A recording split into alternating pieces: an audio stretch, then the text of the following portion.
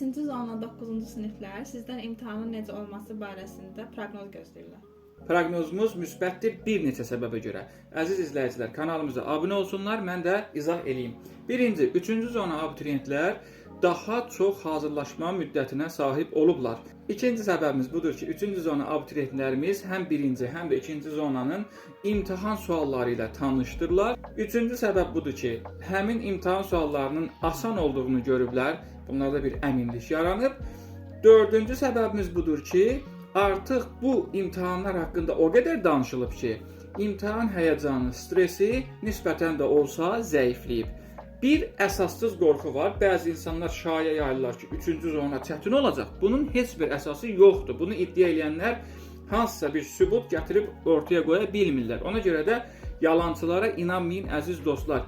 Peşəkar mütəxəssislərə inanın, onların səhifələrini izləyin. Hər birinizə uğurlar.